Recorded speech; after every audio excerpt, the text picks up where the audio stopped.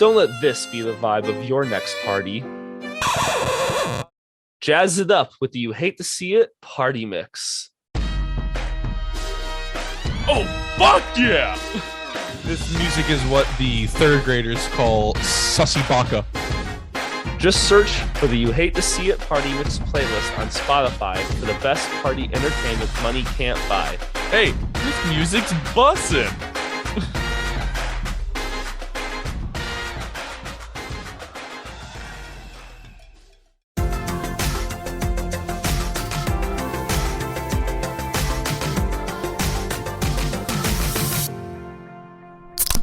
All right, welcome everyone to this new episode of You Hate to See It. I know it's a little different hearing my voice do the intro for this, but Adam sadly could not be here with us. Could be worse. Could be hearing my voice. It's true. Well, we are now, and it's also still garbage. So that's fair. Here we are. But we do luckily have a replacement for Adam for this episode, and it's someone who has been on the show multiple times. He's been on Drunken Jurors.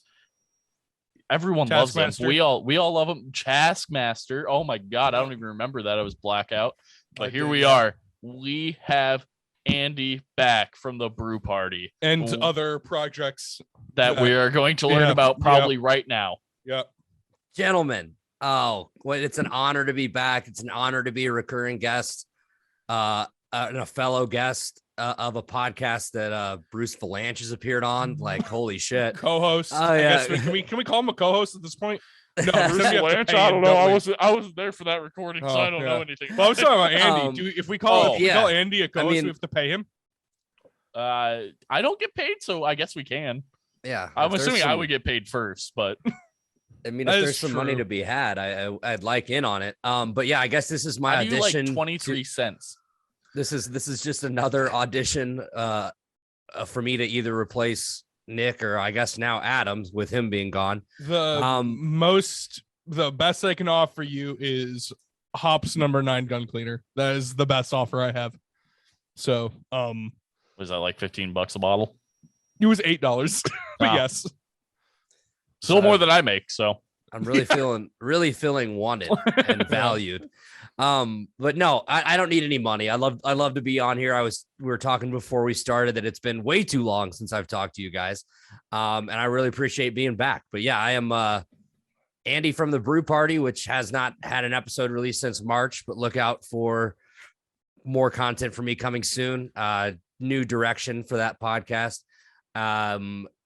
And just I've got 2 kids now. I think the last time I was on here, I only had 1, or maybe even waiting for him to get here. But now I have a son and a daughter, full-time job, and it's a lot. But I also am a part of this awesome podcast with 3 of my friends that I also met on the internet. Because who else do you do podcasts with? COVID, man, really fucked up making friends. Yeah, absolutely. Called Edging the Truth. It's a conspiracy theory podcast. We've got 22 episodes now, so we release every other. It's a really good name. It's a why really good name. Why have we not been on this yet? Oh, dude, I'd love to have you guys on this podcast. I think fucking you'd be great. Nick and I love conspiracy theory. We do anything for Adam not to be around for Drunken Jurors to do a conspiracy theory episode. So it's very similar. It's similar to Drunken Jurors in that we are all getting pretty fucked up. Yeah, we still do that. Yeah. One of the episodes I took mushrooms and it got to be about like 20 or 30 minutes, not even that long into the episode, I'm gonna be honest, where I'm sitting there like, this was a terrible idea. It ended up being an awesome episode because my other buddy, he took 50 milligrams, like a 50 milligram edible, and he usually takes like 10. I was gonna say I do like 5. Right. So I'm scared. So me and him did this together without telling our other 2 co-hosts, and we're gonna see how long it would take them to notice. And it turned out to be like one of the funniest episodes one of the funniest episodes that my friend that took the edibles had done, just because he was on a fucking roll. I think I took 10 milligrams once and I ended up couch locked in a chair for 2 hours. Yeah. Edibles are not for the weak. And the best part about it is my buddy, he has 1 lung, so he like can't. Oh God! Like really? Like actually? One working lung. and his heart is backwards. Oh, He can't actually smoke like it would. He's got an oxygen tube. So he just really gets down with edibles, and he's like, fuck it, I've never taken this much before. He goes, if you take mushrooms for this episode, I'll take a 50 milligram edible. And I'm like, I'm sold, dude. I'll do whatever I need to do to get you to take 50 milligrams. Have you heard this? What you took? What's that? Is that a hero's dose? I don't know what that means, but hero's dose is like fucking double what you're like supposed to take or something of a certain recreational drug. Sure. I've never heard that term, but he was a hero for sure. He carried the episode. Like I said, I'm like bent over like this, like looking around, like how much fucking longer is this fucking gonna go? Like this is a bad idea. Do you sleep it off like weed? Is that what you do after mushrooms? that? Or yeah. Oh yeah. Pretty much. One of those dreams like fucking vivid, or do you just not remember? I mean, I don't really remember much, but I mean, like, so it's just like you just feel very connected, like with yourself, like with like you're very cerebral, like you're connected with the things around you. Shit makes you giggle a little bit more, makes you a little bit more emotional. Maybe it just makes you have a good fucking time. So I've heard that mushrooms are a thing that you should do only if you're like mentally stable at the moment to do them. Sure. Because like if you're having like a slightly bad time in your life and you do mushrooms, you're just gonna have a real bad time on mushrooms. Well, yeah, that's the thing with pretty much all psychedelics. It's all about the mindset you have going into it. If you go in with an open mindset, a positive mindset, you're most likely going to have a fucking awesome experience. I have never had a bad trip. I've been with people that definitely have. But no, it's all about a mindset. Yeah, there are certain things that maybe if you're going through, you probably shouldn't be popping mushrooms. But I mean, people are microdosing and taking them all the time. Like they do actually. Psilocybin has had astounding effects lately in psychology. So mushrooms, try them. But I don't know if unless you're having a bad time. This is not endorsed by any of us on this podcast. I don't know if I do them before. Is that? Don't do that. Don't do them at the comfort of your own home or somewhere that you feel safe. I've also heard have a babysitter. I also heard that having like one sober person in the room will help if things start to go south. Sure. We should get Justin to be our babysitter, and then. I'd die. I would commit seppuku within like 10 minutes. Oh, people would just be murdered. So, yeah, but that kind of gives you the vibe of that podcast. We're usually getting a little stoned. I'm usually having a couple beers. We just have a good time. So we just recorded an episode Friday that is out now. By the time you are listening to this, it is which episode of, no, it's not. It's which episode. This one was actually shrooms was 2 or 3 episodes ago. It tells you like how fried I am just all the time. I can't remember what. Hold on, let me look at my phone. I'll remember by looking at That's it fine. It was because it was a topic that was fucking stupid. No, I know what it was. We did food conspiracies. So we did Mexican Coke. Like, is it actually different from like the shit we have here? Like, you know, it comes in the Oh, I have a bottle. I have a glass bottle, but it's out of my reach. Oh, it's like real cane sugar or whatever. Yes, that was the thing. Is it actually real cane sugar in there? We like looked at these studies and shit that they did. And then we also did is it? Go listen to the episode, Nick. Yeah, go listen to the episode, dude. I'm not gonna fucking spoil it. And then have you guys heard the conspiracy that formed on Reddit a few years ago that Outback Steakhouse is ran by a satanic cult? I have heard of this. I've heard that somewhere. Yeah. So we did Mexican Coke in the front half, and then the Outback Steakhouse satanic cult in the back half of that episode. Food conspiracies. That's which one it was. But I mean, we've done Bigfoot, we've done UFOs, aliens, ghosts.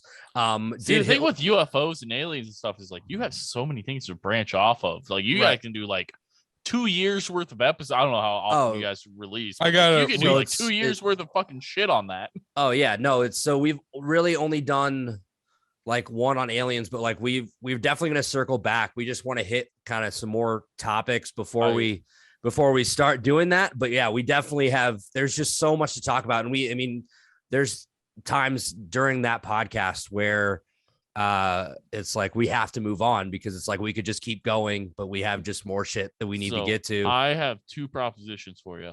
Sure. I think you need to have Nick and I on for an alien podcast. We have some wild views on that shit. Done and done. And then I want you and maybe one of your co-hosts to come on, and we need to do a 9/11 series of all the conspiracies with 9/11. We've been wanting to do it next year. I've been wanting to. I think next year will be the year that we release like a full month of. Adam's going to listen to this and hate me. I want to next year, all of September, release an episode about 9/11 because there's so much conspiracy behind it.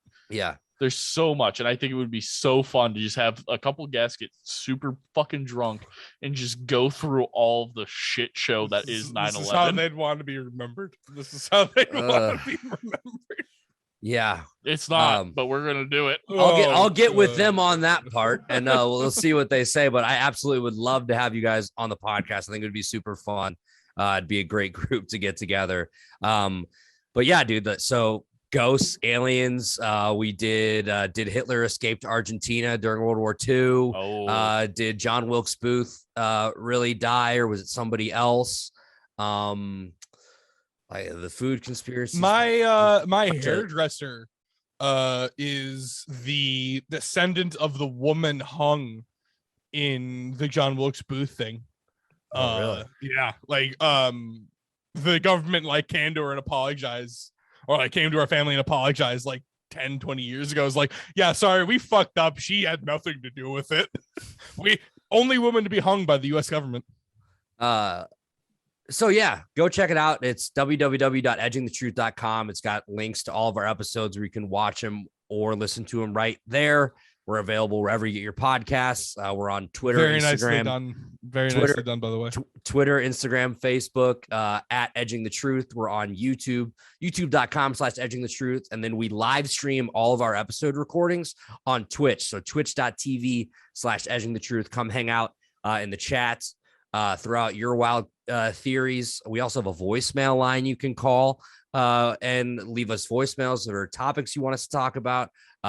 Any comments you have on the episode, stupid shit we say in there, anything, we'd love to hear from you. It's been fucking awesome so far. We release it every other week. Already followed. Thank you. Typically on late Monday nights, Tuesday mornings will be the release of that. And then now that college football season is back, I am once again a part of From the Stands College Football with my buddies Brian McCardle and Tom Scavetta. It's a weekly college football game day show. It drops Saturday mornings or late Friday evenings. So you guys do this stuff going into the week, not like recap. No, we do both. So the front of the beginning of the show is a couple minute recap of what we saw from the week before.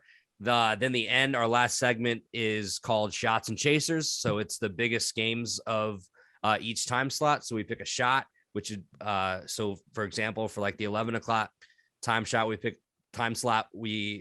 a shot. So that'd be the game we think you should really be tuning into, the biggest game of that time slot. And then the chaser is like maybe another one you should keep your eye on. So we do one for the 11, the 3:30, maybe like an upset and underdog type thing. Exactly.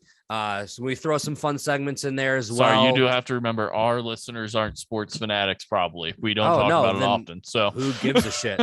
Well, I think it's funny that our listeners, go fuck yourself from Andy. Yeah. Well, yeah, no, who gives a shit about that? Then I won't even plug it. I'm fucking around. Yeah, check us out. We're on wherever you get your podcast, or you can go to youtube.com/From the Stands Sports. I think we are on Twitter at From the Stands US. Check us out. It's been awesome, really fun there. And then obviously the Brew Party, which I have not released an episode since March. I've been trying to find a kind of new direction for that show to go, kind of maybe change the format a little bit, make it a little bit easier on me to kind of do everything myself. So I'm hoping to get the first episode of that back released by week 2 of the NFL season. But yeah, let's go to thebrewparty.com for all episodes. We're on Twitter, Instagram, Facebook at the Brew Party, or on Facebook at the Brew Party Podcast. But yeah, that's all of my plugs. I think it's hilarious that you guys 12. asked. I have like a million of them, but we were planning on talking football, and we just start going into psychedelics to start it. I fucking love it. It's my kind of pod. That's all this is about, is we get drunk and whatever ends up happening happens. Anyway, and then I got another show to plug. No, I'm just fucking around. You hate to see it. Yeah, it is. You hate to see it. I'm officially a part of this show now too. Just fucking stack it on my plate. One of them's got to take off at some point. I'm just gonna go through the slate of week 1 of college football right now, because this comes out after week 2. But we'll go through the slate of week 1.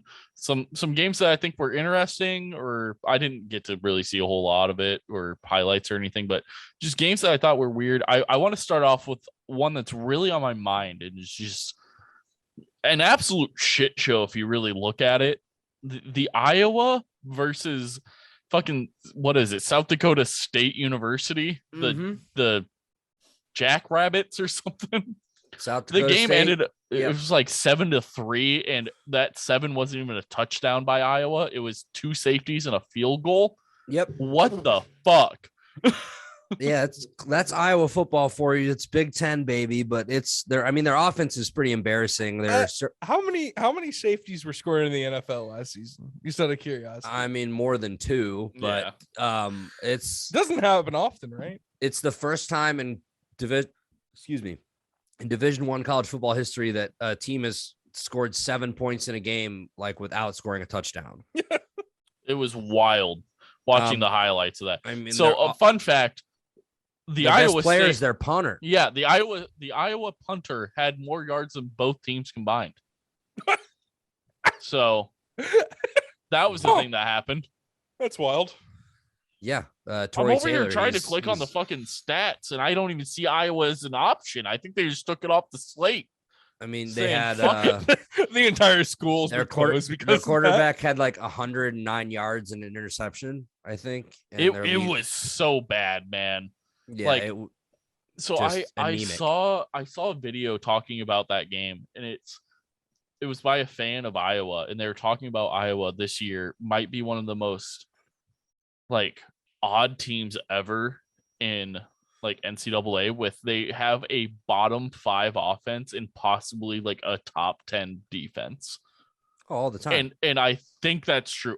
Iowa's always been known for their grittiness. Is this the Hawks or whatever the fuck the mascot? Hawkeyes. Yeah, good for you. Hawkeyes. I knew it. It's the Big Ten team, right? Yeah. Mm-hmm. And they did that bad. Mm-hmm. I mean, they won the game, but I mean, they're playing. But it's not looking good for playing any other Division I school right now. Okay. Yeah. So because this is the only way I can jump in and have anything to talk about. Andy, what are your thoughts about the Big Ten being 15 teams, 2 of them being in California? Yeah. And also, why is the Big 12 like a fucking 6 teams? Well, because the SEC and the Big Ten and even the Pac-12 poached all their teams away. That's why. So much so that the Big 12 had to go get 4 new schools to come join. But I mean, money talks in this. I was going to say, college football. NIL deals, I think, are playing a big factor in it too now. I mean, yeah, there's that, but I mean, these. How do you poach a school away from a conference? Like, how does that more work? money off of like television time and stuff? Uh-huh. Yeah, the Big Ten just signed like the biggest fucking TV contract of all time. For so huge. Like before you go too far into it, I think the reason like USC and UCLA came in is because UCLA, like no one was watching Pac-12 games because they were so late into the night because of like how the Pacific time zone is with the rest of the rest of the nation, that they came in because now their time slots are earlier in the day during like prime time games. They're not just like late night games that people might watch. Pac-12 After Dark is magical, and I will hear no ill words about it. I'm not saying it's bad. I'm just saying most people who don't give a shit about college football aren't going to just tune in at What do they start at, like 8 or 9?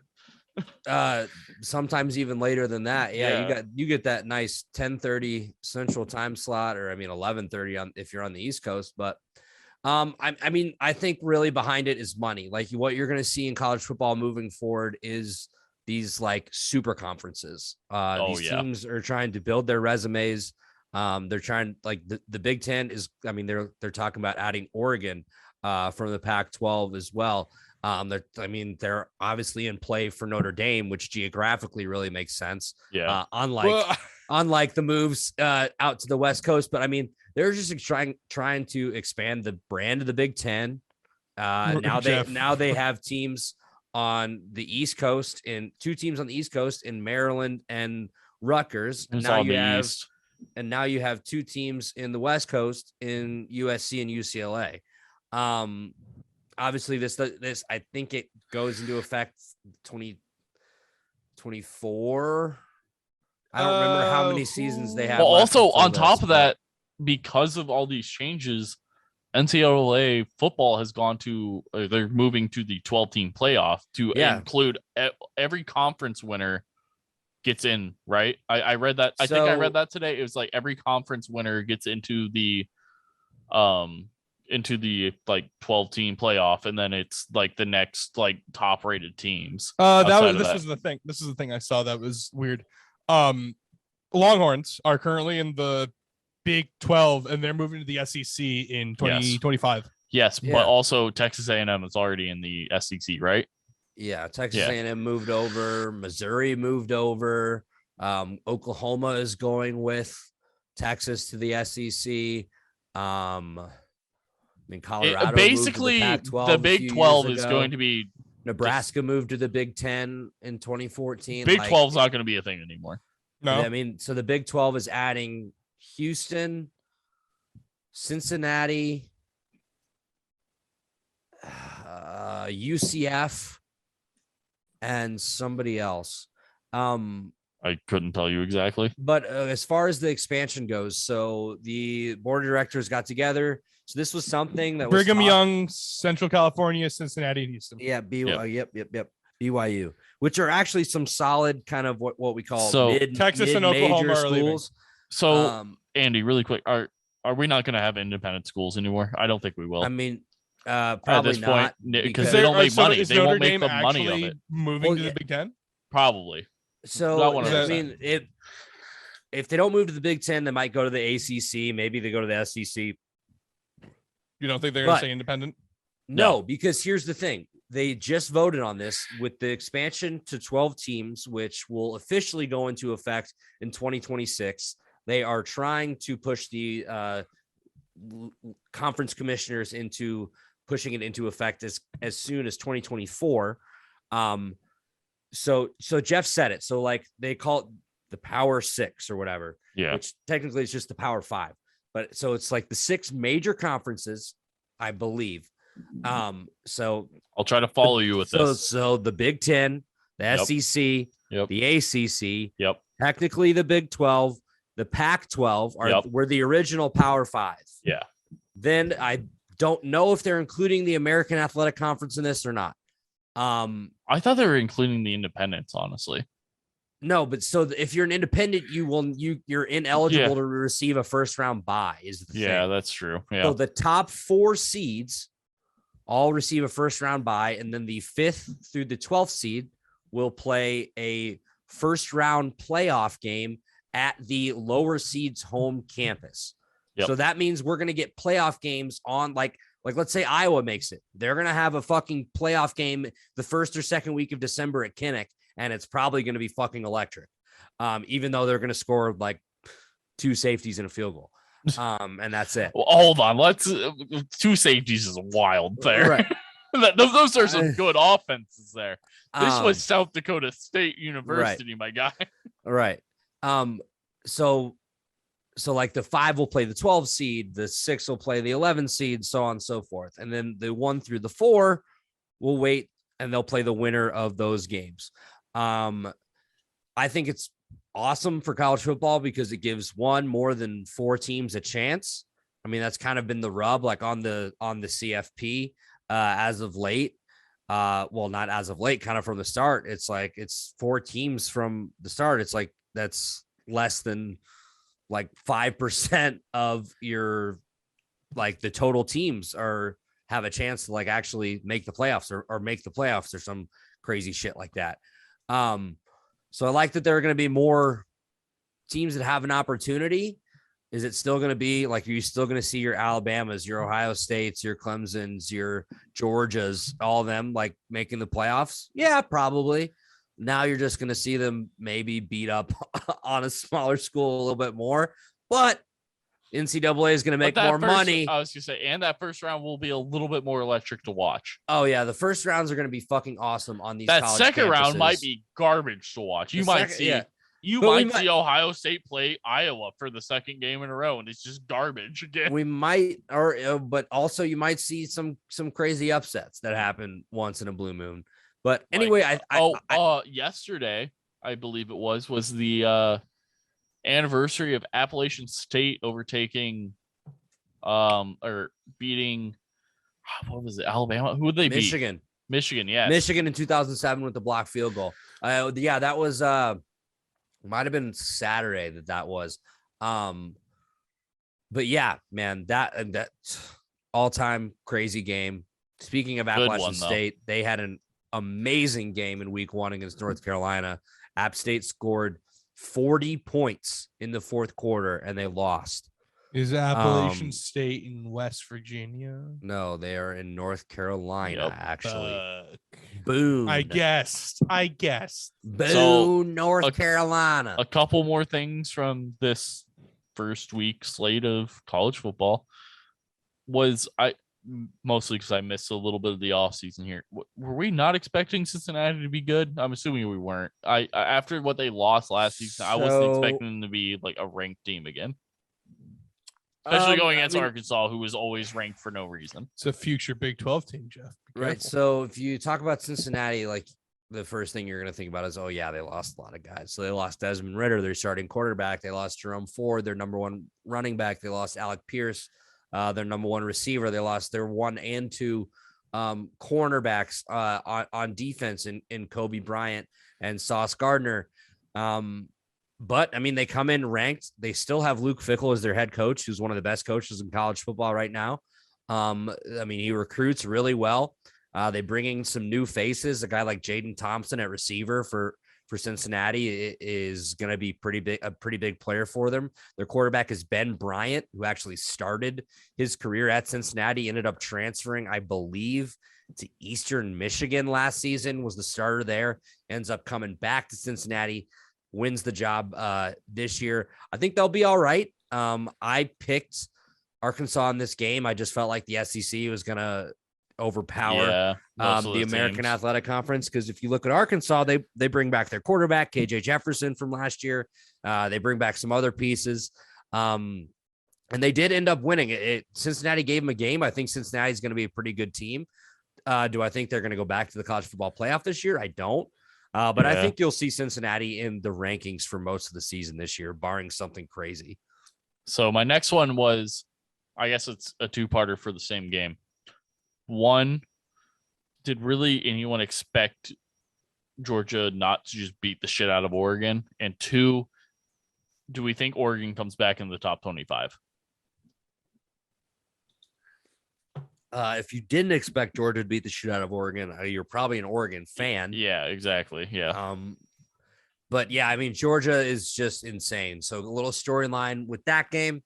Oregon's head coach is Dan Lanning. He came to Oregon from Georgia. He was Georgia's defensive coordinator last year. That Georgia defense was like an all-time defense with, I think, 5 guys drafted in the first round, which was a record. It was either 5 or 6. And then more that obviously went after that. I mean, they had the number 1 pick in the draft in Trayvon Walker. They have guys like Jordan Davis, guys like Nakobe Dean, guys like Lewis Seen, all going pretty early in the draft. And Nakobe Dean actually ended up falling, I think, to the second round, but he is going to open some eyes, I think. But anyway, talking about this year's team, they don't rebuild, they just reload. It's just like these guys, put it in perspective, like the 3rd and 4th string guys that never see the field at Georgia could probably go just about anywhere Really else in quick? the country. Before you go any farther, I want to pee while you do this part. Hopefully, I'm back by the next question. If not, fill it with something. I have stuff. He's got stuff. Perfect. Dude. You don't underestimate Nick. Yeah. Um, I know football. right. So they don't rebuild. Why they do they we only go reload. one direction? So like why is it like 7 points instead of 1 point? I'm kidding. I'm joking. It's a Well, joke. when we can get into that. No. So it's like I don't. That's fine. But like Georgia's like bench warmers, like their third and Mhm. fourth string guys that like rarely oversee the field could go just about anywhere else in the country and be starters. Like obviously not like an Alabama or somewhere super big like that, but pretty damn close. Like they're just loaded. So they ended up beating Oregon 48-3. And Oregon came into this season ranked 11th, which it's what they always do these preseason rankings, which they're kind of bullshit because you don't really know. Like we don't actually know until the game starts. Like what, I mean, Because like these guys have like you have a bunch of freshmen who've only played in like high school, right?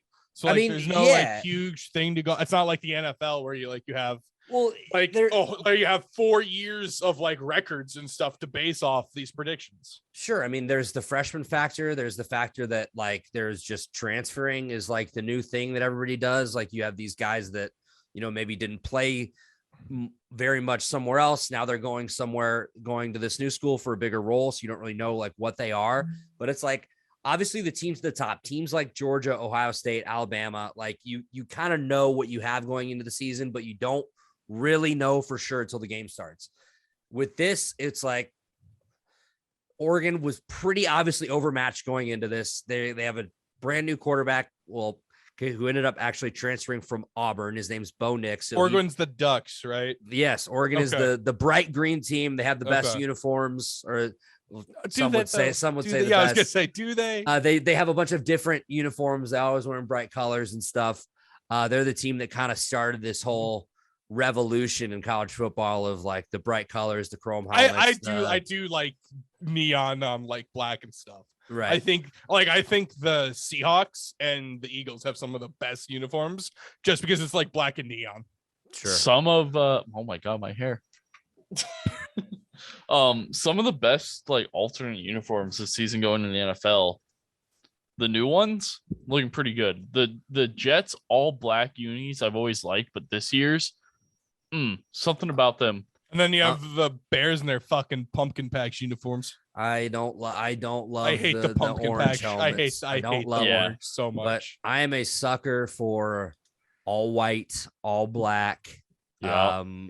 The Bengals ones, the white helmets. Bengals have good uniforms. So hold on, always? The Bengals this season, their alt uniform is all black, but their helmet is white.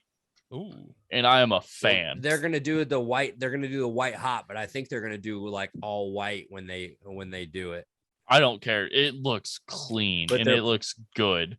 If you do it right, it looks super clean. And that's honest. That's one of my favorite parts about college football is kind of getting back to that is the colors. Like when you think of these schools, like in week 1, we saw Ohio State, Notre Dame matchup. Yeah. That's like a historically like 2 huge college football programs facing off against each other. You get to see week 1 nonetheless. Right. And you get to see the golden domes of Notre Dame against the scarlet and gray of Ohio State. Or you think about, a Penn State game when they do the white out and they're in their traditional fucking all white uniforms. Or I had to root for Notre Dame last week. Or LSU's purple and gold, Georgia's red and black. There are just so many great colors and color matchups, uniforms in college football that add to kind of the allure of it. But I think this year is going to be really fun. I think you're going to see more of the same teams that we're used to at the top, unfortunately. For a while. I think we'll have that for the next couple of years. It's looking like Alabama's going to be really good. It's looking like Georgia's going to be pretty damn good again. I am excited for Nick's favorite team right now in college football. I don't want to talk. I don't want to. I am excited for what ends up happening. Next week isn't the thing. It's not a thing that's happening. I am excited to see what Texas does with Ewers and Manning. I feel like they're going to get some good recruits just based off the fact that both those quarterbacks are there. Because yours was what, a year ago, the number 2 recruit. Yeah, dude. So he left school early to enroll at Ohio State, signed $1 million NIL deal, and then CJ Stroud fucking shit on people. Didn't win the starting job and was like, all right, I'm gonna go back to Texas, where he's originally from, sign another huge fucking NIL deal, and get to play. In a Steve Sarkisian offense that, he's gonna get to throw it. He's gonna be, the guy. Let's not forget, Quinn Ewers is really good too. So, good. Obviously all the hype is around Arch. Which Ewers is Eli's anytime, kid, right? I like to think of no. I like to think of Arch is not. He is Eli and Peyton's nephew. Yeah, nephew. Okay, so their brother Cooper. He's the one Cooper, that like got Cooper, his yeah, shit Cooper kicked Manning in college, right? And then like so he was play. like a really fucking good receiver, and he got injured and just never stuck in the NFL. I don't even know if he ended up playing in the NFL at all, but I know he had basically a career-ending injury. So the thing with Arch is anytime your last name is Manning and you're a quarterback, like you're gonna get some eyes. Obviously, you're gonna have a lot of hype around you. Well, he played in a good state too.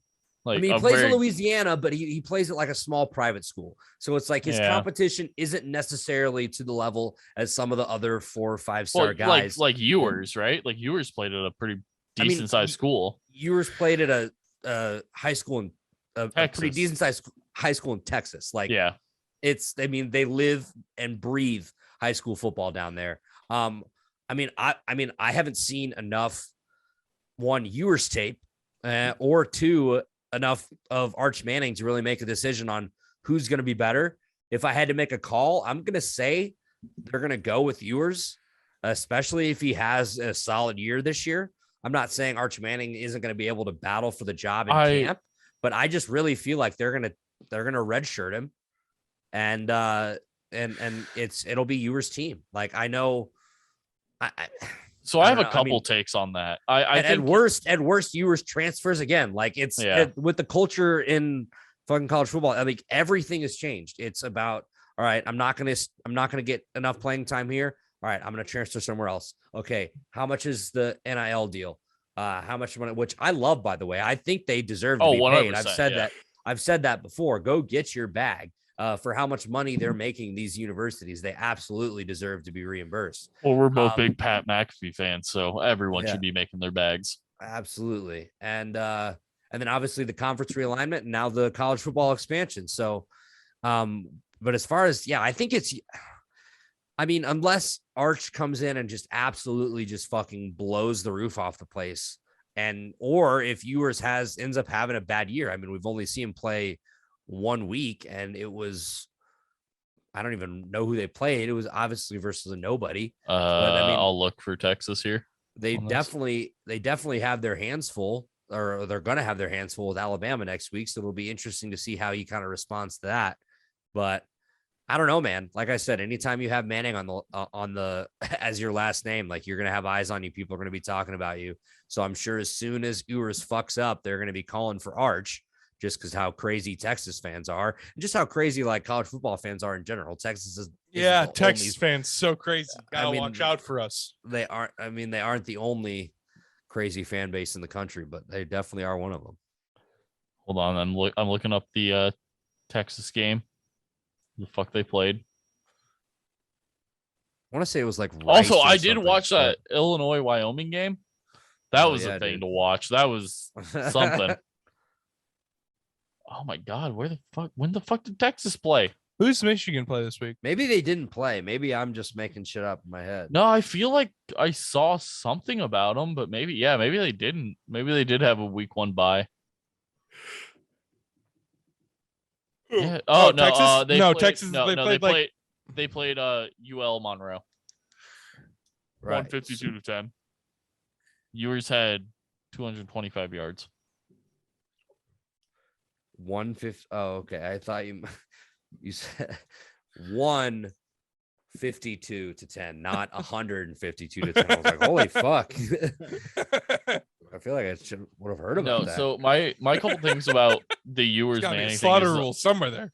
I think Ewers just has, like, I don't think he has experience, but like sitting behind CJ Stroud and going to the transfer portal, and then Archie Manning coming in. I feel like they're gonna Where stick was with the Stroud? Ewers. Where was he before Texas? Ohio State.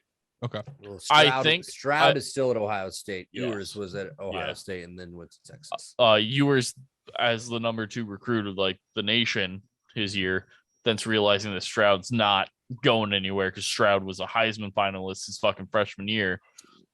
Realizing, Like, oh, going maybe, somewhere else. yeah, he's like, maybe I should transfer. So he goes back to Texas, and that's when they sign Archie Manning. I think Ewers can be a very like similar to a Joe Burrow almost. I think he has the potential to be really fucking good, except for the fact that he didn't sit behind great quarterbacks as much as I say great college quarterbacks like Burrow did, and then moved to LSU because Burrow sat behind 2, didn't he? He stayed at Ohio State for a while. He got beat up by Haskins, and I think he was there for. Who was after Haskins? Fuck, why can't I think of it? No, I feel like it was somebody. And then Haskins. Who was before Haskins? It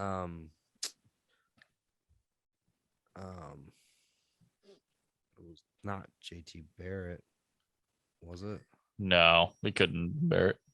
Just Haskins.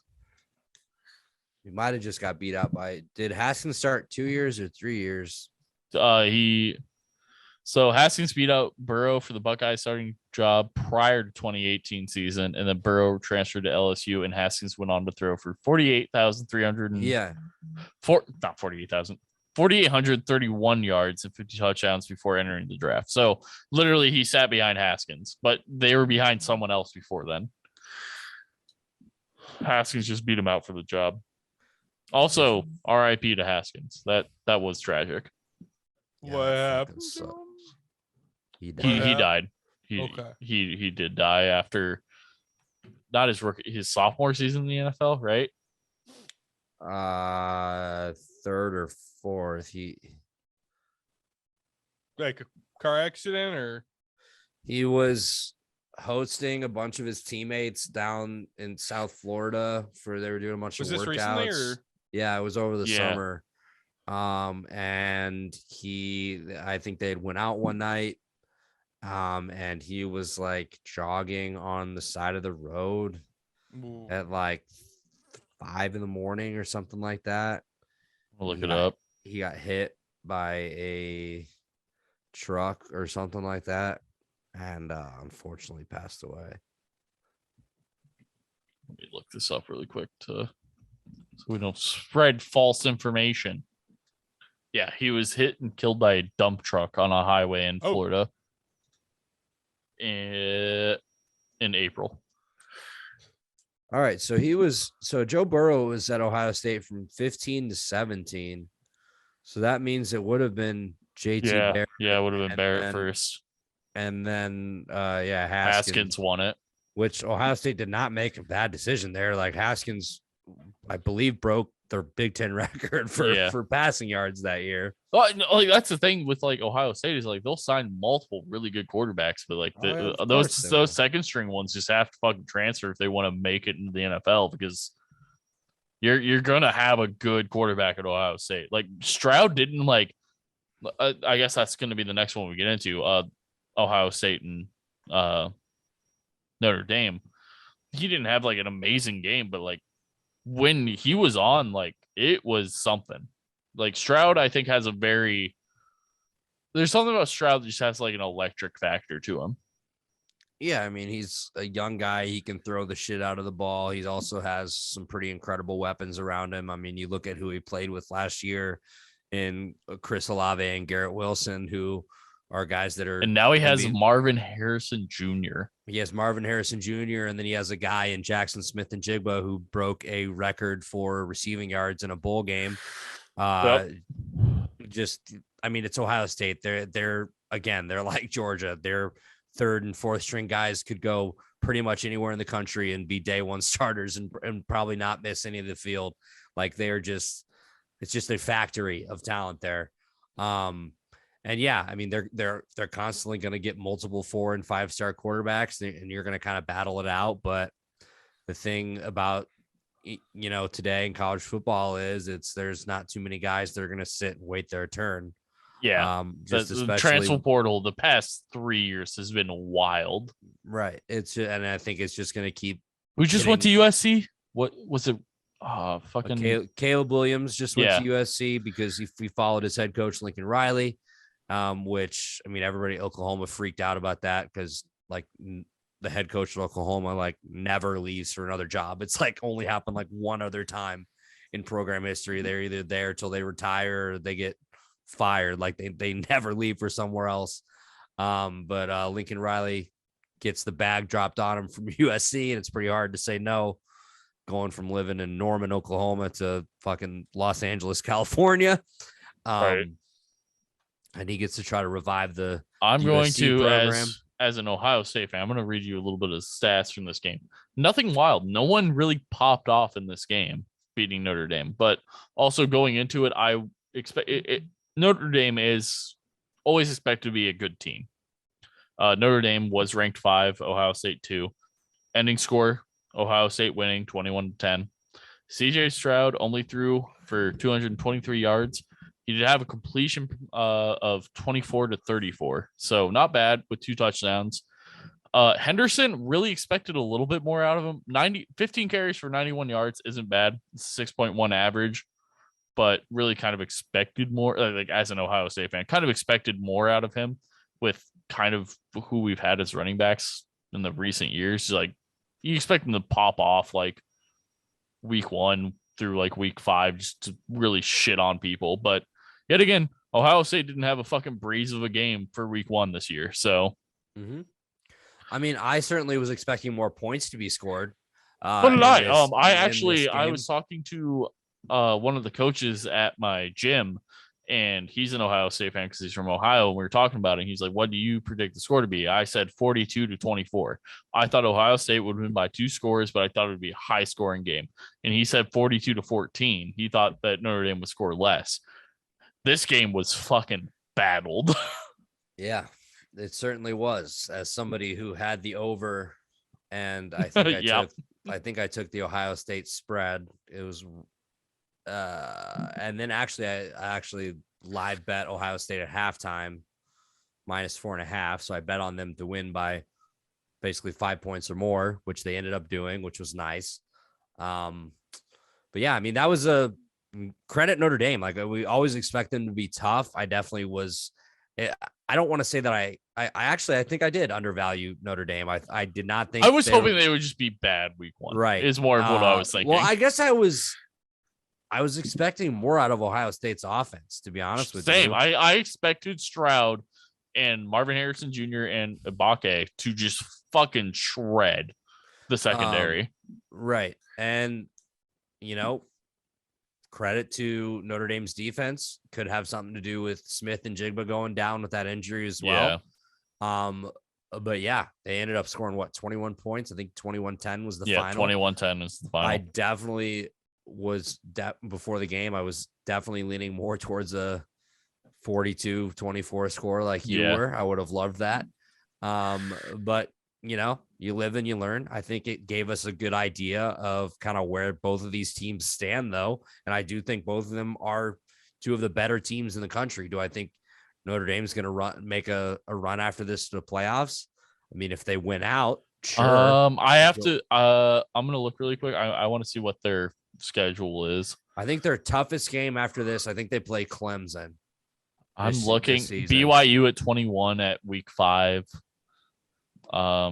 That's if they say it. Yeah, Clemson, USC at the end of the season. Last game of the season is USC. So if USC sticks around and keeps fucking around, then yeah. But yeah, no, Clemson is really their only other battle. We'll hit on it really quick, and by really quick, I mean I'll just say the score and we'll fuck off. Michigan beat Colorado State 51-7.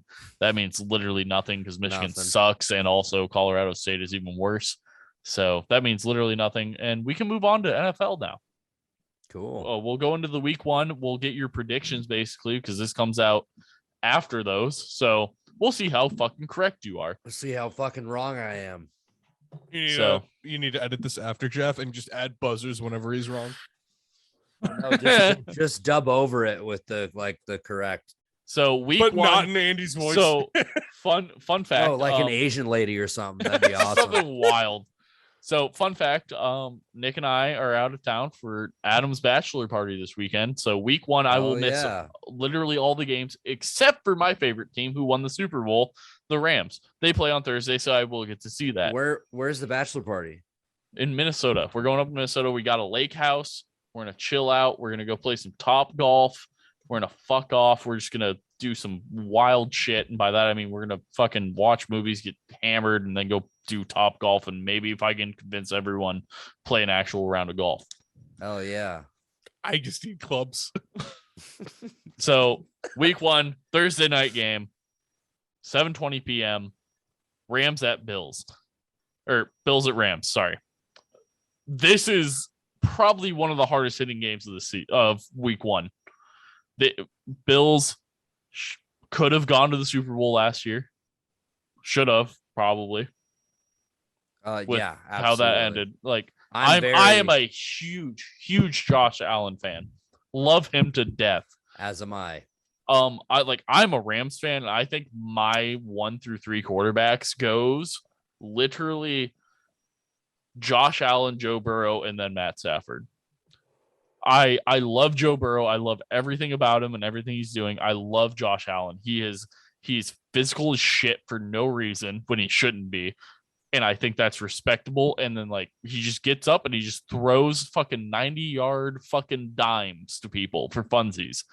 I think he is underrated compared to Patrick Mahomes. I think they both have fucking bazookas for arms, but I think Josh Allen beats him out. Yeah, I mean it's such a tough matchup, and it's a matchup that we're gonna get to see. First game of the NFL season, Rams and Bills. That is going to be a fucking. Oh, it's either going to be a defensive battle or it's going to be a fucking the scoreboard's lighting up. Like, so I'm hoping for the scoreboard lighting up. I know Matt Stafford is kind of nursing a little bit of an injury. I don't know if he's completely 100% yet.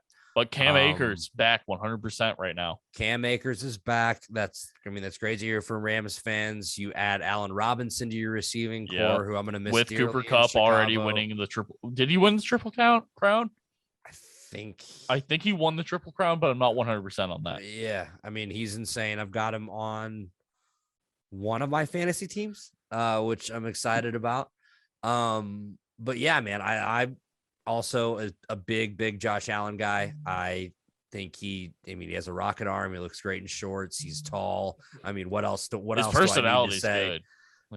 He gets it too. You know, he's like one of those professional athletes that you could he's as bro as this sounds. He's a dude that you'd be like, yeah, I'd love to have a beer with that guy. You know, you could sit down and shoot the shit with him.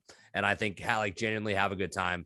And he's an amazing football player. Obviously, he's 6'5", 6'6". Not only can he throw the ball, he can move around, and he's just so hard to game plan against. I think the matchups we're going to see with him and Patrick Mahomes, the next 10 to 15 years, God willing, obviously, are just going to be fucking insane. I know it'll be damn near appointment television. We'll get full predictions for each game here, by the way. Not full predictions, but we'll take everyone's predictions out of the three of us. I want to know who makes the tackle and when, goddammit. Von Miller coming over to the Bills from the LA Rams last year. Do you think he just walked in the room and went, "Hey, Aaron Donald is a problem. We should probably stop that." like Urban Meyer last year. Who's this 99 guy on the Rams? I'm hearing he might cause us some problems. It's you've never heard of the best player in the best defensive player in the fucking NFL. Anyway, I'm taking the Bills here, actually, on the road. I think Josh Allen throws 4 touchdowns. I think he rushes for 50 yards, throws for about 350. And the Bills win a tight one, 35-28. I'm going to go with, because I'm a Rams fan, I will choose the Rams. It really depends on how Matt Stafford's arm's doing, honestly. But I think if Matt Stafford is good and ready to go for the game, I think Rams do win this. Also, with Cam Akers back and him having basically no film for anyone to watch last season, I think they win. And I think it's kind of like what you said. I think the Rams score somewhere in the 30s. I think the Bills score high 20s, somewhere in there. I think that is a very, I don't know, because like, don't get me wrong, the Rams defense good. You have Aaron Donald and you have Jalen Ramsey. And I think if I'm assuming Jalen Ramsey will be on Singletary the entire game and just trying to shit on him.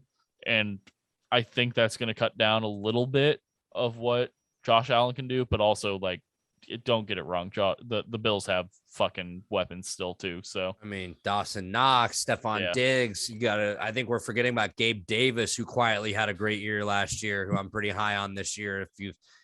No, this will be by week. I will say after I think week 1, so everybody's fantasy drafts will be done by that point. But I'm my one Gabe go to, Davis. since you gave an actual score and I didn't, I will say Akers rushes for over 75 yards here, at least. All right, cool.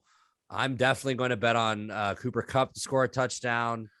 I might even bet on a Josh Allen rushing touchdown. Get fucking frisky. That's not a bad idea. It is risky with Aaron Donald being on the front line there, but I would also, I think that would be something I would take too. I think Josh Allen within the 10-yard line, pretty unstoppable, honestly.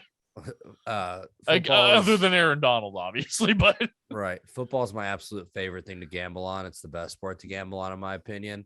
And I'm going most forgiving. I feel like also it can be brutal, but I feel like it can also be like the most forgiving. I feel like you're decent with like it how giveth what it taketh away, but exactly. Usually it taketh away. All right, we'll move through a couple of these pretty quick. So next one, Eagles Lions. I actually think Lions will win this. I think Lions actually have a really good. I think Lions actually, other than as a past Rams fan, Goff not doing us absolutely dirty. I do think the Lions have a good team outside of Goff. Like outside of their starting quarterback. Yeah, if they I think Lions win this. All right, that's bold take. I'm gonna take the Eagles. I think they had a really incredible offseason. They've added a lot of pieces. They added a guy like AJ Brown this couple weeks ago. They just added CJ Gardner-Johnson from the Saints to shore up the secondary. I thought they drafted really well, bringing in a guy like Jordan Davis from Georgia. I think they might have also gotten a Kobe Dean as well. So I'm actually pretty high on the Eagles this year, which is weird to say because I'm usually not. But I think the Eagles take this week 1. I do think the Lions are going to be a little bit better than people think this year. I know, especially with them having Hard Knocks, maybe people are actually a little higher on them than they should be. But I think the Lions are frisky. I love Dan Campbell, or Man Campbell, as I like to call him. Bite your fucking kneecaps off. But I'm taking the Eagles. Okay. I'll take that. 49ers, Bears, take 49ers. Their defense is too good for the Bears to ever score on, honestly. I'll cry now. We have. And they have Deebo Samuel and like Trey Lance, no one knows anything about, but like I think, honestly, my personal opinion, I think he's probably interchangeable with Garoppolo. You have Samuel anyways, or right? Yeah. Samuel. Deebo Samuel. Yeah. Like, and then it's just the 49ers defense. Like, I mean, it's always good. Like, I don't see the Bears doing well against it.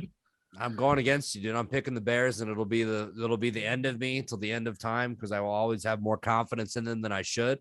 I'm really, really high on Justin Fields this year. I love him to death. I think Justin Fields is great, but I don't think that. I mean, I don't think the defense is going to be worth the shit, so that's going to be a problem. But we're gonna have college scores out here with Bears games. I mean, that'd be a change from what we're used to. We're used to just never fucking scoring at all. Just at least maybe we'll get in the end zone. I think Montgomery's primed to have a good year. I love Darnell Mooney. I think he's primed to be his number 1 target. Cole Kmet's going to have a good year. I'm going to be biased. I'm going to take the Bears just because I'm really not that high in the 49ers, to be honest. You just feel like suffering a little bit this week. Oh, I love it. I love to just fucking torture myself, bro.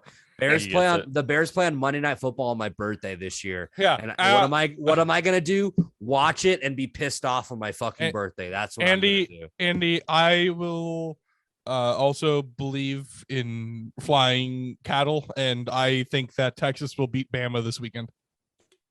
Oh, you should put your money on that. Because if you put $1, you might win a couple grand. Like, Hold on, I Jesus. can tell you. Hold on, let's see what the line is. I've never gambled on sports. I'd bet $5 on Texas this week. That'd be wild. So this is subject to change by the time this releases, but at the time of I recording, have no idea how to bet on sports, but don't I have to like go to a casino somewhere? super No, not simple, anymore. baby. All right, so Texas is plus 800, so that means they're 8-1. So if you were to bet $5 on Texas to win, you would win $40. Hey, To be that's fair, better. those are better odds than I thought they were going to So be. the spread for that game is 20.5. So they're projecting Jesus. that Alabama is going to win by 3 touchdowns. So So- next game on the slate for NFL, Steelers Bengals. I'm taking Bengals. I don't hate them the Steelers choosing Mitch Trubisky as their starter. I don't hate it. I think it's the right move. but I think Bengals coming off a Super Bowl season, Joe Burrow coming in, he's healthy. Just I think the Bengals are still riding the high, and I think Bengals are going to take this week 1.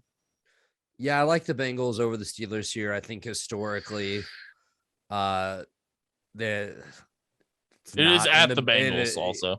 Historically, it's not the Bengals' favor in this matchup, but I do like what they have put together a little bit better than what the Steelers have put together. I'm always going to have a special place in my heart for Mitchell Trubisky. I'm super excited for him that he was named the starter. I think he deserved it. And I hope he actually plays well enough to keep the starting job. And I hope he is not used as a scapegoat like he was during his time in Chicago. I'm not saying that he was perfect. Chicago scapegoating. Come on. We would never do that to Yes, anyone. Come on. Right? We're not Like, going to blame anybody. Yeah. What?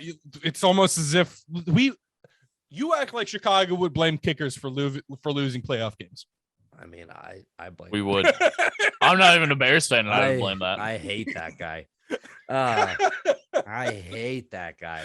Dude, I was working during that game, and obviously it was playoff, so like I was bartending, I was behind the bar. We're full of fucking Bears fans. Everybody's fixed on the game. Comes down to that field goal. So they actually called like a timeout right before he was about to kick the first one. He made the first one. And not everybody saw that they called that the Eagles had called timeout to try to ice him. And everybody starts like clapping and I was like, no, shut up. Called timeout.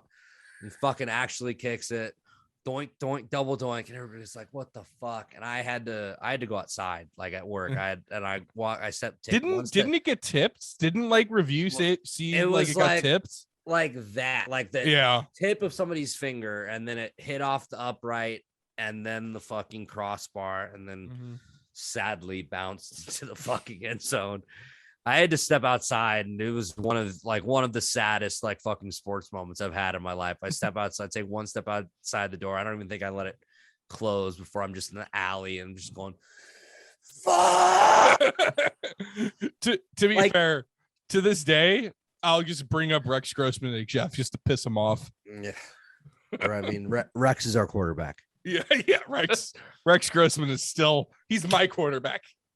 I mean, besides them, that's 2018. Besides Rex Grossman's team, 2018, was the best chance the Bears had to win a Super Bowl in this fucking millennium.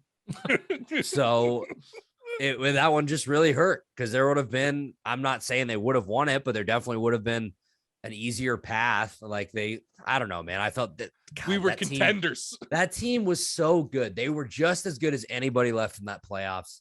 But I mean, I guess takes a little sting off if the Eagles ended up going on to win that year. So good on them. Feels better. Feels better to have lost to the champs. Oh no, I hope in playoff games, if the team that beats me, I hope they get fucking curb stomped. Well, I do too. I hope they get curb stomped in the airport. I mean, I think you can spin it either way. Like either way, you lost. Like you either lost to a team that lost after you, or you lost to the best team out of all of them. All right. Next up, we got Patriots Dolphins. What a transition. Yeah, thanks. I'm really good at it. It's called just move I, on. li- I It's like, like all how right, even that's Andy enough of calls this. out good transitions. Well, Like, the fact that that's- you guys backtracked to the Bears after we talked about Bengals, Steelers, Whatever, dude. Like, they're in my heart. Yeah, that's Whatever. fine. They shouldn't be. They're fucking garbage. You're gonna end up heartbroken every Dude, time. I'm going to fucking call you when the Rams lose on Thursday night. Laugh and hang up. Dude, fine. That's fine.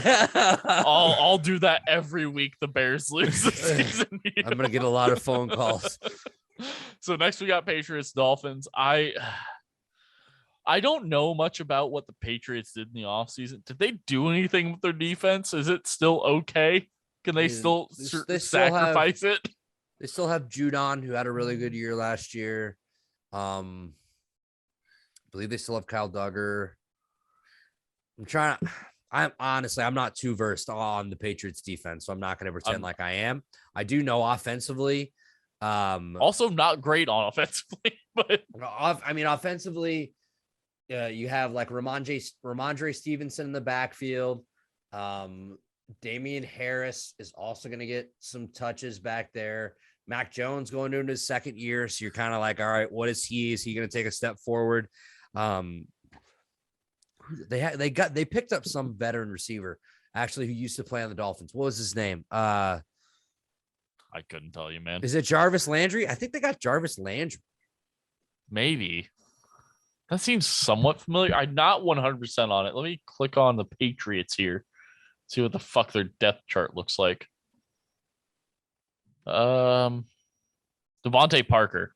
Yeah, that's who I'm thinking about. Yep.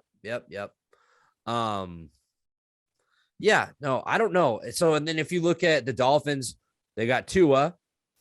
We don't really know what Tua is yet, but they did add Tyreek Hill, who's steps in and gives you one of the best weapons in the NFL immediately. Is Philip or what is it? Lindsey, their starting running back? Who is it? No, I thought they cut him. I think it's Chase Edmonds. It might be. I can click on this. Hold on, I can check. It might be somebody else. I think the Dolphins starting running back is Chase Edmonds. But also, okay, so no, we have this. Yeah. We have Raheem Morris. Mostert. Okay, so he was pretty solid with San Francisco, so they'll probably use both of those guys. But no, we have this. I think I have to pick the Patriots, and this is the reason. It is a rookie head coach going against Bill Belichick. Rookie head coaches don't beat Bill Belichick. Yeah, I would also choose the Patriots here. I do kind of like how the Dolphins have had their team set up and how like it looks after this offseason, but I don't think they beat Patriots week one. I just don't. I feel like Bill Belichick wins. I agree. I'm looking up his record versus rookie head coaches because I'm sure it's insane. You have to look that up. Oh, he's been around for like 30 plus years, if not more. We can start rapid firing these two. Yeah. There's some games that aren't really worth watching. Next one up, I think we will kind of discuss a little bit. Browns and Panthers. I'm choosing Panthers. I want Baker Mayfield to have a heyday. I want him to be like, hey, by the way, Browns, you can go fuck yourself. I want him to just fucking have a heyday. Any team that signs a person who is allegedly a sex offender with multiple charges, I'm going to choose the other team no matter what. But also the fact that other team's quarterback is the one that you ditched for this guy, knowing he had allegations against him. No, I'm choosing fucking Baker Mayfield over Deshaun Watson every day. So Deshaun is suspended like 11 games, so he's not going to play. Yeah. It'll be Jacoby Brissett under center for the Browns. Not a horrible backup, honestly. Not a horrible backup. There definitely is the revenge factor for Baker. I'm going to be interested to see how that goes. Also, I'm going to see how quickly Myles Garrett gets into the backfield to try to fuck Baker up in this game. How quickly he gets suspended for a season again. I'm going to go revenge, and I will take the Panthers here, but I think this one's going to be pretty close. Yeah, I don't think it'll be a blowout, but I want Baker to win. I want him to have a good game. I want him to get his win and walk away. Next up, Colts Texans. Taking Colts. Texans are still shit. Yeah, Colts. I think it's pretty easy. Jonathan Taylor should run all over him. Saints Falcons, taking Saints Falcons. I don't like their acquisitions. Yeah, I'm gonna go famous Jameis. Jameis for MVP. I think he has a big game. Hopefully, a good start to the year. The Falcons. There's just so many questions. It's Marcus Mariota's the starter. Obviously, I think Kyle Pitts is great, but you got a new wide receiver in Drake London. I'd be curious to see how they use Cordell Patterson again this year. Should be pretty fun. But yeah, I'm gonna go with the Saints. We got Raven Jets. I do like the Jets team almost as much as I like the Lions. I don't think they're horrible, other than their fucking quarterback. If they could figure out their quarterback, I think they could be good. But with the fact of what I just, yeah, that's it. I don't like MILFs, as I'm currently searching for one with my life. Zach Wilson, I don't know. Ladies, you heard him. Zach Wilson, I don't know. I don't like him as much as a quarterback. And it's fucking Lamar in the Ravens and Harbaugh. I don't know. I think Ravens win this week 1. If it was later in the season, maybe.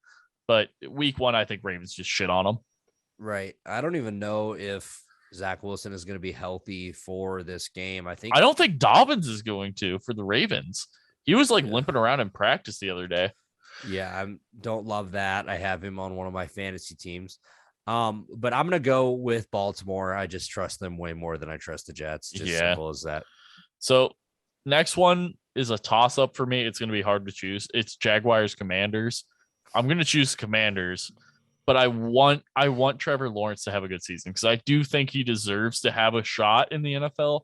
But him being so good in college and going to the worst team in the NFL last season really kind of shits on him. Right. I'll be honest with you. You said Commanders and I had a stroke. Like, what the fuck are you talking about? Yeah. Yeah, it's not great.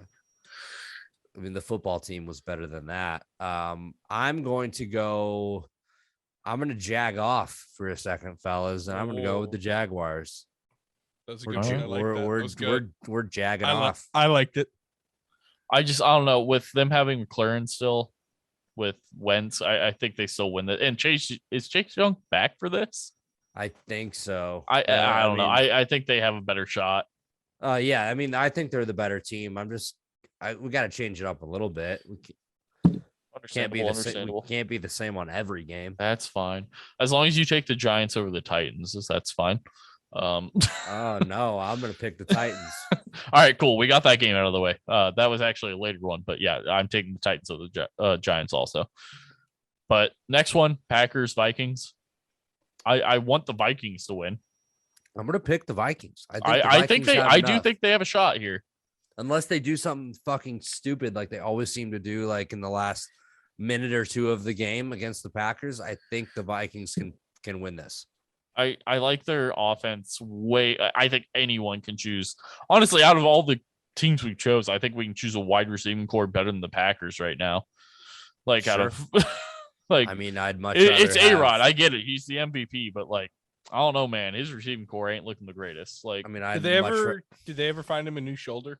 That's a joke from I think 5 years ago. Thank you. Yeah, garbage joke. I don't know. He coming back to the MVP. They still have Aaron Jones, if I am correct. I mean, their backfields are good, but your backfield in the NFL is not going to win you a fucking game unless you're fucking Derrick Henry. And depends on the game, depends on the situation. Aaron Jones, AJ Dillon's going to see a lot of time, but I mean, obviously it is Aaron Rodgers. He is one of the best quarterbacks in the NFL. He's getting a little up there in age. But he's kind of high on DMT. Yeah, he loves fucking DMT and psychedelics now. Sponsorships really hitting different. He's dating a girl that's like a witch or some shit. Which I love it. He got a tattoo this off season. To be fair, I thought he was still dating Olivia Munn until 4 months ago. No, yeah, that hasn't been a thing for a while. I know. That's we're taking the Vikings. We're gonna skip all Packers stock. We're taking the Vikings, and we're going against Aaron Rodgers and his tattoo that looks like exactly what is going on in Kyrie Irving's brain right now. Also true. We got this is a good game. Raiders Chargers. I think this is a good game. I'm going to go with the Chargers. I think this is going to be a good game. I think Justin Herbert has a breakout season this year, as if he hasn't already, but I think he just kind of builds on it and really shows that he's one of the best quarterbacks in this league. Obviously, the Raiders with that huge addition of Devontae Adams. Don't forget what the Chargers did defensively, bringing in Khalil Mack. Adding on to that defensive line with Joey Bosa. So I think this has potential to be one of the best matchups. I mean, the AFC West is the most loaded division in the NFL. I think There's this really is no the question best about it. I think this is the best Sunday game of week 1 for sure. I think this is. I will say I'm going to take the Raiders here. Actually, I do love Justin Herbert. Love him to death. I loved what he's done the past 2 seasons. I do take the Raiders here though, just because of Waller. I like their defensive line a lot with Crosby, and I can't ever remember the other guy's name. Fucking what is it? Crosby and Nassib. What is it? Carl Nassib. Yeah. I like their defensive line a lot. I think they'll get a lot of pressure. And yeah, yet again, the Raiders taking Devontae Adams and having Renfro still. I think that's a really good offense.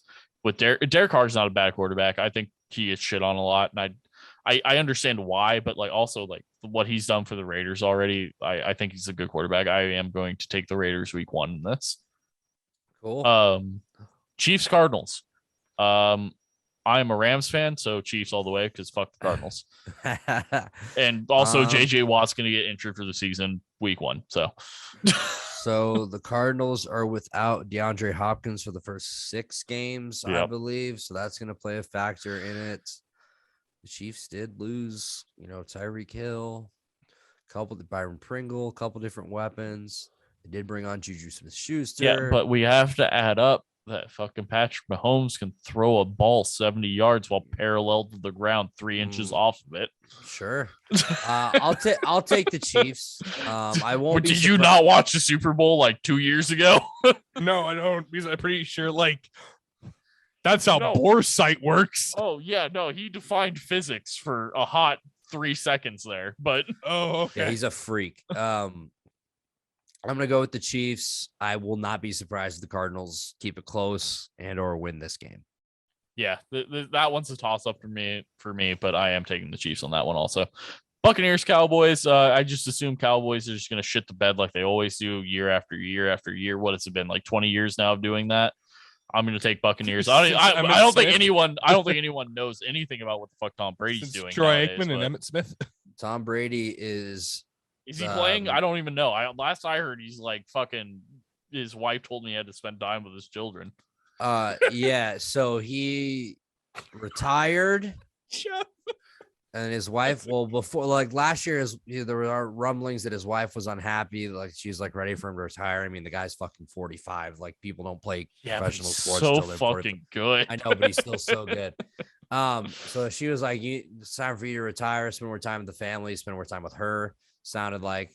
So he was like, "All right, I retired." And then like a month or 2 later, he's like, "Actually, just kidding. Fuck that. Gas prices went up a lot. I can't afford this. I miss football." So he's back for another year. He just took like a 2-week leave or something from training camp to deal with personal matters. There are rumblings that it's like because he's having rocky marriage or some shit like that. Like Giselle's pissed, which I mean, she very well could be. It's very well within her rights, but it's also like been 20 plus years now of him doing the this. Fucking greatest quarterback of all time. Like, just let him play a couple more years, and then when he shatters both of his fucking knees, let him play in hospice. I don't fucking know. I mean, keep letting him collect millions of dollars until they will not pay him anymore. Like, what do you? But we have to also put in the fact that she makes a lot of money. Like, she's not an unattractive woman. He probably makes more money than him. So she was a Victoria's Secret model, right? Yeah, no, I believe at one point she was making more money than he was. It very could be still be the case. So it's not like they're strapped for cash. And I definitely can see she's got to own like a Goop style building or business, right? Right. Goop-esque.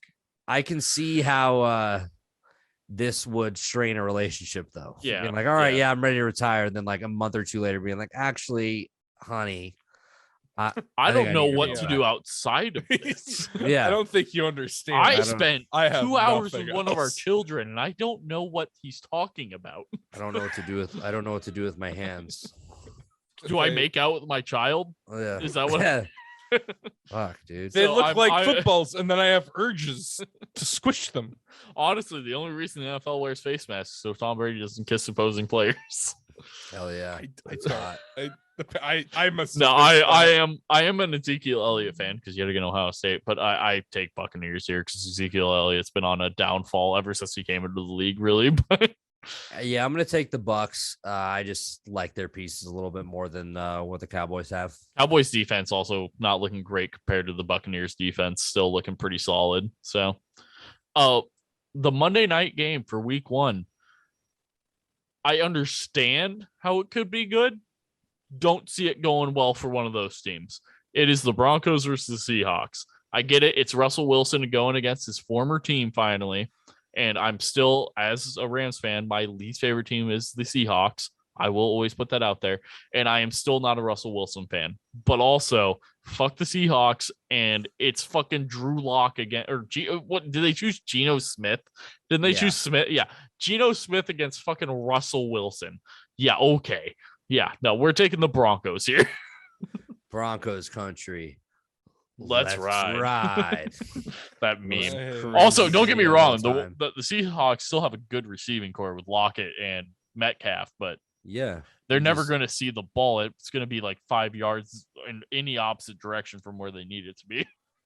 Absolutely. Yeah, I'm going to go with the Broncos as well. The Russell Wilson revenge game. I think they really put it on Seattle week 1. I don't Yeah. see this being close at all. No, not at all.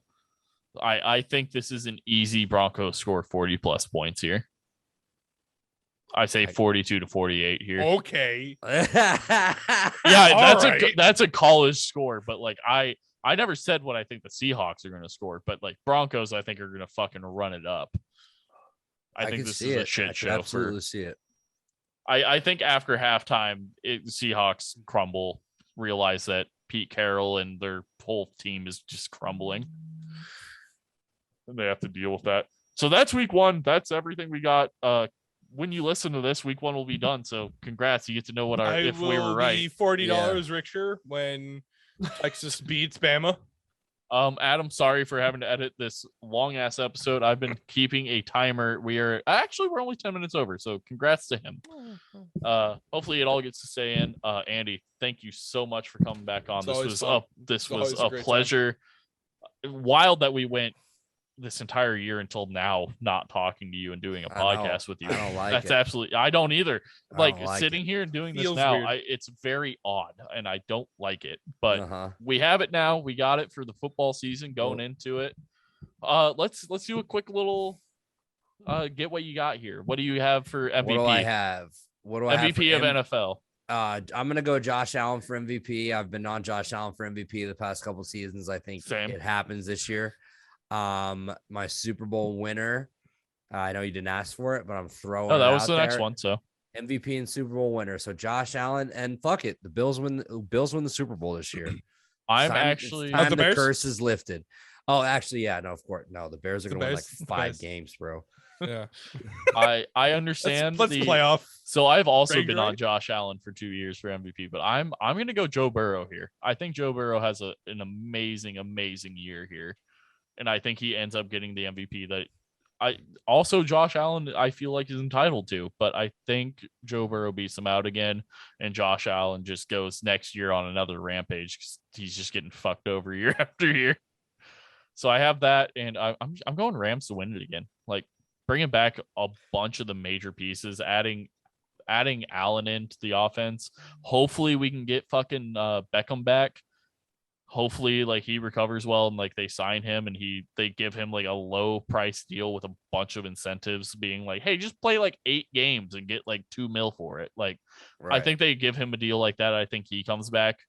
That defense still looking really good. I mean, you have Ramsey on any number 1 receiver in the fucking league. He's just gonna fucking he might not win it all, but like every fucking game, but like he's going to be a fucking problem for people. And then you have Aaron Donald throwing helmets at people and making them look like pancakes on impact. So I don't know if you ever saw that still shot of the helmet making impact. It is flat. It is wild. Mhm. Yeah. If he doesn't get suspended for something wild, hopefully he doesn't become the next Ndamukong Suh or Perfect or whatever the fuck his name is. Or Miles Garrett. Yeah. Hopefully that all works out. I do have the Rams winning it all again. I do think the Bills go to the Super Bowl over the Chiefs this year, though.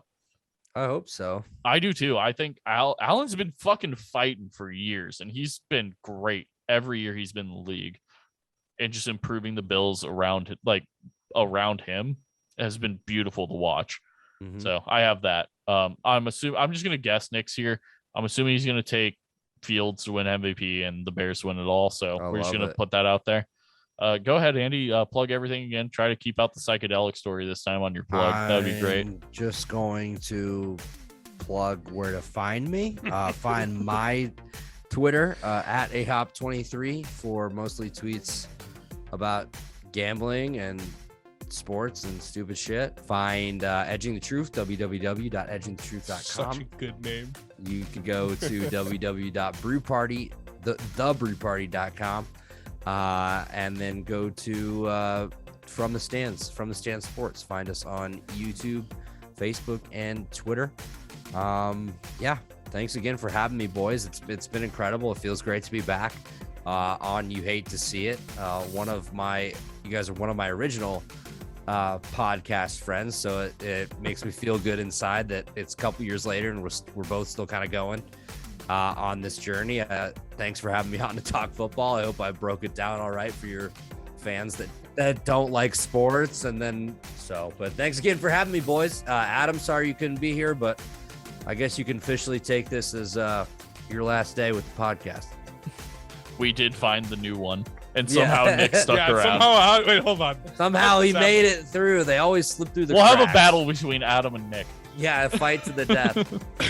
Yeah, thanks everyone who showed up and listened, and thanks Andy yet again. It's a yearly we try to do it at least yearly. Once but a year, the boys get together. Adam and add an intro. Jesus, What? fucking What's add an happening? ending. Add an Fuck ending. it.